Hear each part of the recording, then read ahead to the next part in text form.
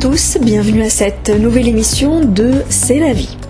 Aujourd'hui, nous allons aborder l'actualité économique africaine avec notre invité, Dr Passante Fahmi, membre du comité économique au Parlement égyptien, également experte économique et bancaire. Vous allez bien? Oui, madame, bonsoir. Bienvenue à Radio La Vie. Alors, je vous présente donc, vous êtes Dr Passante Fahmi, membre du Parlement égyptien, du comité économique. Vous êtes également experte bancaire et économique. Encore une fois, bienvenue à Radio La Vie et nous allons aujourd'hui parler de l'actualité économique avec vous, surtout des investissements africains en Égypte et le contraire. En fait, selon les dernières ressources, il faut dire que les investissements égyptiens en Afrique ont désormais atteint 10,2 milliards de dollars, tandis que les investissements africains dans le pays se chiffrent en tout cas à environ 2,8 milliards de dollars. Alors, est-ce que ce sont donc des déclarations faites par la ministre égyptienne de l'investissement, Dr Saharnas, récemment concernant les investissements égyptiens. Est-ce que ces chiffres sont toujours d'actualité, Dr Passante, ou il y a eu des changements? Non, il y a un problème pour le continent africain. C'est que c'est un continent très riche en matières premières, et je répète, très riche. Oui. Mais en même temps, nous n'avons pas la technologie nécessaire et aussi les capitaux nécessaires pour développer des industries qui sont basées sur ces ressources. C'est-à-dire, nous avons l'or, l'uranium, le pétrole, le gaz, l'agriculture, tout ce que vous voulez. Oui. Mais en même temps, on n'a pas l'infrastructure qui doit être bien développée, surtout les chemins de fer, très important, les routes aussi, et l'électricité, le pétrole, le gaz. Tout ça demande non seulement de l'argent, mais aussi la technologie. C'est-à-dire, il y a des grandes compagnies, le chiffre c'est 5 millions de compagnies sur le monde entier. Ces compagnies-là sont des compagnies multinationales très spécialisées dans ce genre de travaux. Alors là, pour vraiment développer l'Afrique, c'est pas question que les Africains, y compris l'Égypte, vont faire ça tout seuls. Non, nous avons besoin de la technologie, nous avons besoin aussi des capitaux, et nous avons besoin de savoir où est-ce qu'on va vendre ce qu'on va produire. Alors là, il y a les compagnies que je viens de mentionner, les multinationales. Ce sont des compagnies très grandes, ils travaillent partout sur le monde entier.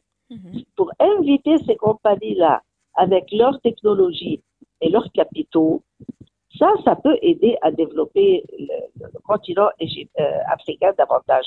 Oui. Mais à condition qu'on commence par l'infrastructure, comme l'Égypte a fait. Et durant les 5 années passées, on a travaillé sur l'infrastructure.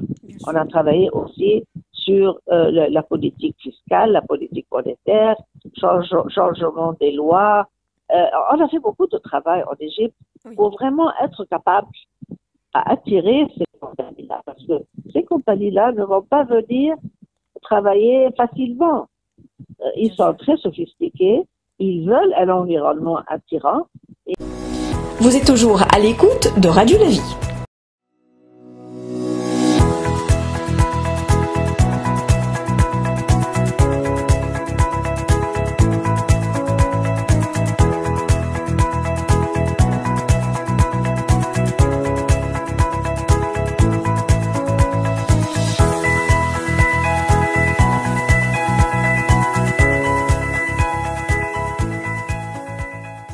L'environnement aussi, c'est pas seulement les lois que je viens de mentionner. Il faut aussi combattre le terrorisme, combattre la corruption. Il y a beaucoup de travaux à faire. Bien sûr.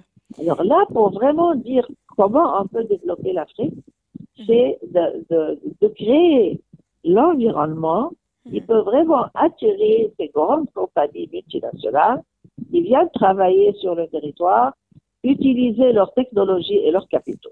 En fait, l'Égypte, bien sûr, reste toujours en tête, suivie de l'Afrique du Sud, justement concernant les investissements africains. Mais vous ne pensez pas qu'il y a eu déjà un certain progrès dans pas mal de pays, justement comme l'Afrique du Sud, le Maroc, le Kenya, l'Éthiopie, qui donc aident à faire un peu plus d'investissements qu'avant, c'est-à-dire les investissements ne sont pas plus développés qu'avant entre ces pays-là? Oui, mais pas c'est-à-dire, quand on regarde la carte du monde, Oui. nous avons des pays très avancés, Mhm. comme par exemple les États-Unis, le Canada, il y a aussi l'Europe, Oui. il y a la Chine, il y a des grandes euh, puissances. Et en même temps, on trouve au cœur du monde entier l'Afrique et le Moyen-Orient, Oui. qui ne sont pas malheureusement développés sur le même niveau, définitivement, Mhm. et qui veulent être développés. Mais Mhm. je répète, oui, ils ont fait un effort, mais en comparaison avec le monde entier, c'est un effort très modeste. Si on Oui. regarde par exemple le GDP de ces pays-là, Mhm. euh, le revenu par tête, c'est-à-dire le niveau de vie pour les gens, Mhm. le niveau d'éducation, aussi les services de santé. Il y a beaucoup de choses que cette partie-là du monde, c'est-à-dire l'Afrique, le Mhm. Moyen-Orient, ont toujours besoin d'un développement beaucoup plus sophistiqué, Oui. beaucoup plus avancé, Mhm. pour être sur le même niveau, avoir le même niveau de vie dans ces pays-là, les grands pays. N'oubliez pas de vous abonner à notre chaîne YouTube Radio La Vie en ligne.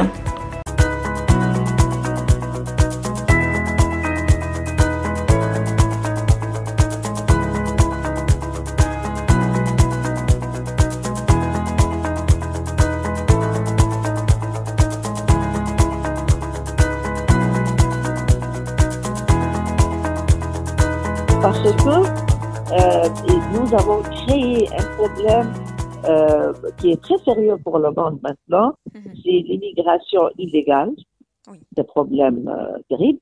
Il y a Mhm. aussi le terrorisme, il y a aussi le problème du changement du climat, Bien sûr. il y a le problème de l'alimentation. Alors, Mhm. il y a beaucoup de problèmes qui peuvent affecter le monde entier si jamais cette partie-là n'avance pas assez vite et avec la coopération des grandes nations Mhm. pour vraiment stabiliser le monde. Parce que nous avons des problèmes maintenant sur Terre, je ne veux pas dire incontrôlables, Mhm. mais ce sont des problèmes qui demandent beaucoup d'efforts, beaucoup d'argent et de technologie pour les développer, pour avoir un monde stable. Bien. Regardez aussi ce qui se passe Oui. dans la région du Golfe. Bien sûr. C'est un monde instable.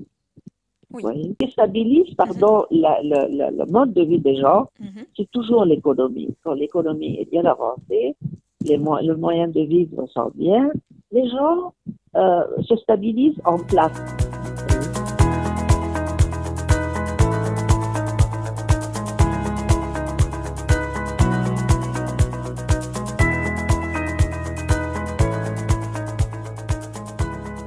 Oui. Docteur Passante, concernant les leaders africains, parce que vous avez dit qu'il faut peut-être travailler sur un rythme un peu plus accéléré, justement pour atteindre un niveau international concernant l'économie.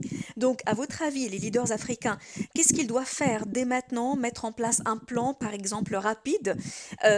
Commencer par quoi exactement? Par quel domaine? C'est-à-dire, qu'est-ce qu'on doit avoir comme plan ou qu'est-ce qu'on doit développer en premier lieu pour justement avoir une économie stable dans le continent africain? Tout d'abord, l'infrastructure. Mhm. Deuxièmement, est très important, combattre la corruption. C'est un Mhm. continent très riche Oui, et en même temps, les gens sont très pauvres. oui. Ils mènent une vie malheureuse. Alors là, on doit travailler sérieusement sur l'infrastructure parce que les grandes compagnies du monde ne peuvent pas venir travailler sans avoir une infrastructure bien stable, Bien comme sûr. l'Égypte a fait. Oui, tout Il à faut fait. aussi travailler sur les lois. Mhm. Il faut aussi avoir un système bancaire assez avancé Oui, parce qu'on ne peut pas continuer à transférer l'argent à travers l'Europe et les États-Unis. Il faut Bien sûr. avoir un système bancaire bien avancé. Bien Il sûr. faut aussi s'occuper de l'éducation. Et quand je parle d'éducation, ce n'est pas seulement l'éducation, les écoles, mais aussi l'entraînement des jeunes qui peuvent travailler dans ces projets. Bien Il sûr. faut aussi donner un œil à la santé. Alors, nous avons une longue liste Oui. de problèmes qui ne vont pas être résolus demain. Mais si jamais la coopération, et moi je l'appelle toujours tripartite, c'est-à-dire nous avons la richesse, eux, ils ont la technologie et l'argent, ce triangle-là peut vraiment avancer l'Afrique d'une façon beaucoup plus efficace. Mais le faire tout seul, à mon avis, ça sera très difficile. Le faire tout seul, c'est-à-dire vous pensez que tous les pays africains doivent se réunir en fait pour travailler sur ce plan ou sur ce Se développement. réunir avec le monde entier, avec les 5000 compagnies internationales. Ce Oui. sont les multinationales, qui sont des experts qui peuvent venir travailler. Mais pour venir travailler, nous allons avoir, comme on appelle, une équation Oui. satisfaisante à tout le monde. Donc, docteur Oui. Passante, vous n'êtes pas en fait pour un travail interne, c'est-à-dire vous n'êtes pas pour en fait un plan entre pays africains, c'est-à-dire vous avez toujours besoin de compagnies multinationales d'autres nationalités pour pouvoir développer l'Afrique sur le plan économique. Définitivement, nous n'avons pas la technologie. On ne peut pas nier ça. Pour faire des recherches pour le gaz et le pétrole, on invite les grandes compagnies. Pour faire des recherches, pour vraiment cultiver d'une façon avancée, nous devons avoir de grandes compagnies. Et nous devons avoir de l'argent et aussi des marchés. Oui. C'est-à-dire, nous allons travailler et produire. Où est-ce qu'on va vendre ça? Aussi la qualité mondiale. Vous voyez? Alors là, à mon avis, tout seul, personne ne peut faire ça tout seul. Oui. C'est une relation qui doit être bien étudiée, acceptée par tout le monde, et je répète, acceptée par tout le monde, pour qu'on puisse avancer vite. Autrement, le problème de l'immigration et du terrorisme et du changement du climat et de l'alimentation, ça va s'aggraver davantage. Docteur Passante Fahmi, membre du Parlement égyptien, du comité économique et experte bancaire et économique, merci beaucoup pour toutes ces informations. On espère vous retrouver encore une fois sur Radio La Vie. Très bientôt. Merci beaucoup. Merci, à très bientôt. Au revoir, docteur Passante. Vous êtes toujours à l'écoute de Radio La Vie.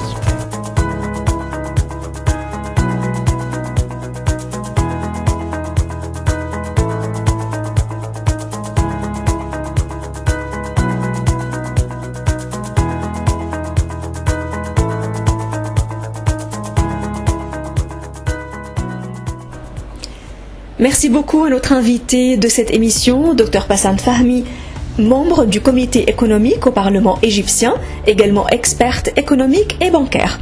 Merci à vous également pour votre écoute. On se retrouve la semaine prochaine. Je vous souhaite de passer une excellente semaine, toujours à l'écoute de Radio La Vie.